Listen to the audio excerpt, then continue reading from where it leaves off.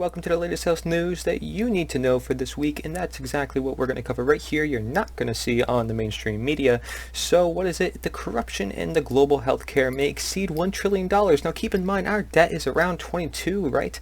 So having $1 trillion in just corruption alone shows you how much influence the health field may have on a lot of what's going on in our world today.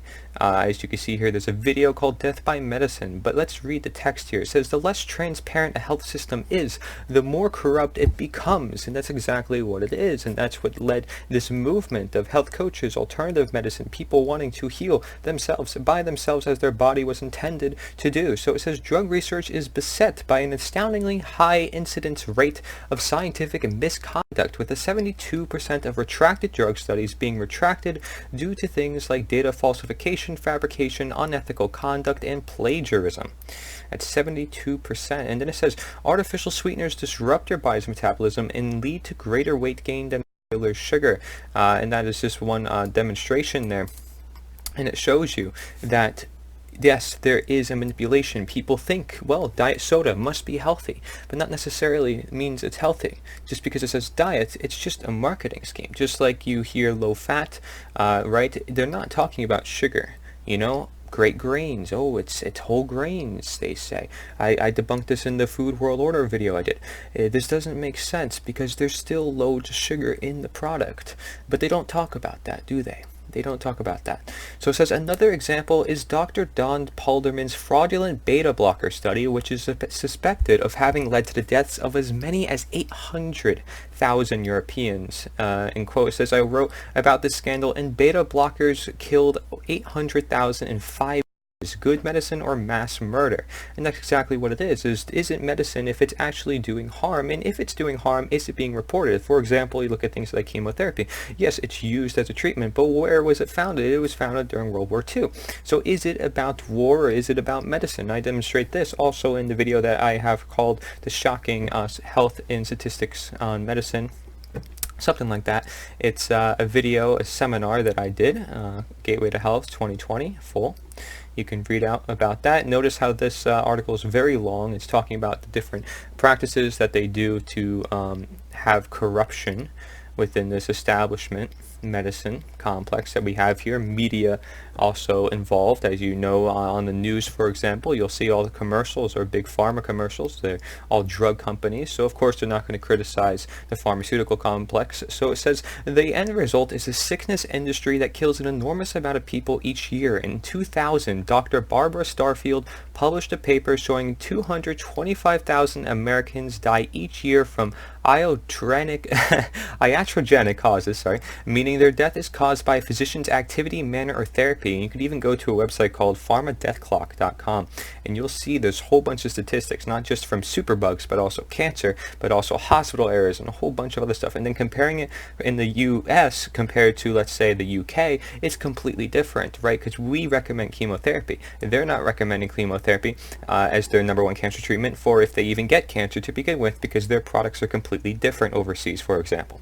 And so it says research published in the 2013 estimated that preventable hospital errors kill around 210,000 Americans each year. In a 2016 study published in the BMJ, estimated that medical errors kill around 250,000 Americans each year. So these numbers are starting to add up, especially when there's so many errors, and a lot of them go unreported. So how do we actually know how many errors are going on, especially, like I said, if we blame the disease and not the treatment for the cause of, let's say, called death? It says preventable hospital deaths skyrocketed to 440,000 per year. Okay, and then according to a Plus One report published in 2017, 20.6% of all medical care is unnecessary. So 20%, that's almost a quarter, isn't it, of all the amount of medical care there is. It says 22% comes from prescription medications, 24.9% of medical tests, and around 11% of procedures. So, prescriptions, everyone's asking, I want a prescription. They see it on TV. Ask your physician about this. Ask your physician about that. Just because you have these symptoms, but are they actually treating the root cause? And if that's the case, if your physician's actually interested in treating the root cause, and you are too, because this is really a teamwork effort here, if you're going to heal the body, then it's not just the drug, right? It's got to be deeper. You got to build a connection. You got to hold accountability. You got to seek your health goals. You need to break it down step by step. You need to make actions and follow-ups and checkups, and that's exactly what needs to be done in order to at least have some sort of health maintenance or develop some sort of plan for yourself, so that way you don't lose track, you don't get in some gimmick or some trend, and you can look at things at an individual level. So it says the top 3 most commonly cited reasons by doctors for overtreatment were, including patient pressure or request. So let's say them asking, well, I want to go on this medication. They're like, okay, well, I'm sure, because I'll get money off of that anyways. And it says fear of malpractice and difficulty assessing medical records. Says a majority of respondents, 70%, also agreed that unnecessary procedures are more likely to be performed when the doctor profits from them, and that's often exactly what it is, being that that's how they were trained. It's not necessarily the doctor's fault, but in a way it is, and also the patient's fault, because all the blame can't just be put on the physician, for it is your health to begin with, after all. And so it says ultimately the take-home message here is that even if a drug or treatment is backed by science, quote, backed by science, this does not guarantee that it's safe or effective. Exactly.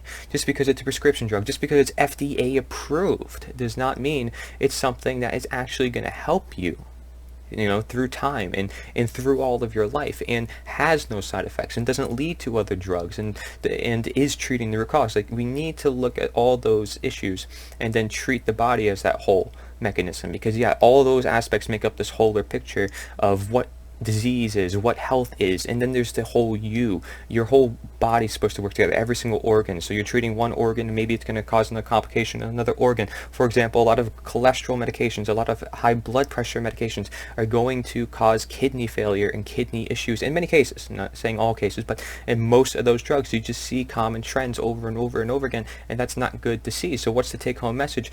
Is it safe? Is it safe? Do you actually know? That's the question. And so it says it would be in your best interest to also identify a qualified natural health consultant. So why not, if you aren't, or if you are unsure, how about seeking the other side that you've not seen? If you do have complications that you've been noticing time and time again, and your problem is not being fixed, perhaps it is time to seek out a differing opinion. A different side, right? If you want something different in your life, perhaps you should do something different. And that's exactly what I've been saying here. That's what I want to offer here, is a different perspective. So it says someone who really understands health at a foundational level to make sure you're addressing the root of your problem, as I said before. And being that we have a corruption system, $1 trillion in debt, well, not in debt, but exceeding $1 trillion, that's just absurd, and that's just in corruption. So looking at the other numbers, the medical industry has such great power and influence beyond what we just see. And so it says Newsweek, nearly half of Americans will be obese in just 10 years, study warns. A new study suggests that around half the U.S. population will be obese by 2030, while 1 in 4 will fall into the severely obese category. It says the study was published in the New England Journal of Medicine and led by the Harvard T.H. Chan School of Public Health. The study notes that the levels of obesity are increasing in every state. It says several states approaching an obesity ubiquity of 60%, and no state with an obesity level below 35%. So basically, we're all heading toward that margin of error. And you look at, for example, the CDC's charts on obesity, and they had to change the colors over the years because they ran out of colors. That's how bad it got. And so to intensify, to show that how much is it growing, they had to change the colors because the whole US was turning red, for example. So what are they going to do? They went from blue, I think, to red. I mean, you could look at the graph yourself. I have that in the presentation as well that I mentioned before. So it says, in quote, this means that we project that what will be the best states with the lowest obesity prevalence are going to be at the same level as some of the worst states now. So the ones that have the lowest obesity is soon going to be the ones that have the worst obesity level. So that's just bizarre. And it says it used to be a rare condition, but it is quickly becoming the most common BMI category nationwide for women, non-Hispanic Black adults, and adults with annual household income below $50,000. So just because, though, you have low income does not necessarily correlate with the fact that you have to be obese or have those symptoms. Don't think that you have to have all the money in the world to eat healthy. That's not true. Okay, there are ways to eat healthy and eat real foods without having to spend all that much money. It's not about necessarily eating organic or eating vegan or eating this, that, okay? It's just about eating real foods. And oftentimes, looking at that individual case, yeah, we're going to take in mind your finances. We're going to take in mind your career, your relationships. That's exactly what a physician should do if they want to address you as best. And finding that root cause is often then the food that you are consuming, not just the drug you're on, for example. So that would be something you're using a lot of your income on. Most people who are on these drugs of lower income usually have some sort of insurance, I believe, Medicare, Medicaid, whatever it's called, and all the other stuff out there, Obamacare, which, has failed us. So you have under $50,000, but it's still possible to eat so-called healthy, right? What is healthy? What is healthy for you? Doesn't have to be complicated. And the problem is, oftentimes the people with the low incomes are going to where the dollar store. The dollar store might not be so helpful for them, because if you look at all the foods in there, well, they're all processed, so it's only feeding the fire, which is not good. It says, especially striking was our finding that among adults with very low income, less than $20,000 per year, severe obesity is projected to be the most common BMI category in 44 states, virtually everywhere in the U.S. So again, that's just a bizarre, crazy thing because it's happening everywhere. And yes, American values are spreading to the rest of the world, but it's mostly in America. It says limiting intake of sugary drinks is highlighted as one of the most effective and cost-effective methods of reducing obesity levels. So like for example, I see a lot of people, right, and it's like, okay, you have a problem wrong with you, but you're doing things clearly right in front of you that are wrong, like you're smoking cigarettes. Now, some people might not be, and they're like, well, I'm not doing that. But I still heavily believe you can still eat healthy, and it doesn't require eating organic. Like I said, organic actually has nothing to do with nutrition. So really looking at a nutritional level is what's going to help feed your body, what foods actually give you the substance to live and thrive and nourish. That's what nutrition means. So to grow up and to live long and have prosperity, it's not necessarily about these titles. It's not necessarily about the income. It's about what you're exposing yourself to, the environment you have internally and externally. It says a tax is likely to save more money than it costs. So by limiting sugary drinks. And I believe there's actually been some cities that actually have taxed sugary drinks like Coca-Cola, Pepsi, and so forth. They call them sugar sweetened beverages, SSB, as they cover in the presentation as well. And it's one of the biggest things that is impacting us. As you can tell, sugar is a big issue. It feeds candida. It causes a whole host of other issues in the body, like inflammation. And that's often related to the insulin as well, which led people more toward the healthy fat movement, paleo, keto. But like I said, catching on to these trends, again, that will be expensive too. I mean, look at meats, for example. They're expensive, and it doesn't have to be expensive. So one recent study published in September 2019 puts blame for today's obesity epidemic firmly on the shoulders of sugar, concluding high sugar diets during childhood in the 70s and 80s could be behind the rise. Exactly, and there was a lot of scientific studies during that time to which the 90s started to conclude, well, trans fats is bad, and yet people have been consuming all this time in the 80s with the rise of margarine. So hopefully people are not eating margarine anymore and are consuming, more realer foods like butter, even though, butter can still be problematic for some people. So again, it doesn't have to be expensive, and it can be, simple cans and rices and different things that still have a great nutrient density. Maybe not perfect, like superfood density, right? But does it have to be superfoods to at least have something that's clean? Okay, because clean nutrition is different from having like abundant nutrition. In fact, the superfoods tend to be the most dirty foods on the planet. So perhaps it's not even about getting those superfoods because, okay, yeah, they're great in nutrients, but they can be high in heavy metals.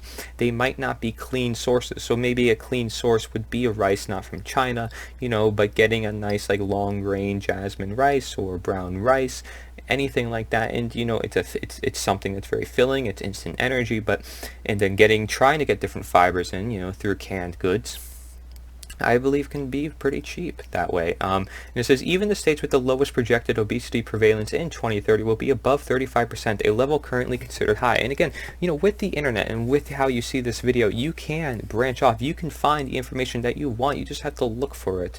And it says achieving and maintaining weight loss is difficult, so prevention efforts will be key to making progress in this area. So yes, maybe if you're making low income and you have children, it's important that yes, you raise them up right with the right foods that would help them prevent weight from being gained and other issues coming from that. So with obesity rates rising, do you want to be part of that? Then don't be like the rest, and do try your best, because I do believe it's possible. I say it's possible, I know it's possible because dollar store foods aren't always the healthiest. I understand that, and you can go to places like Aldi's, for example. I'm going to have a video on Aldi and how it's my favorite store because they have cheap stuff, and they have cheap stuff of high quality. Why is that? It's not just because it doesn't come from the US, but because it's real food. It's just that simple.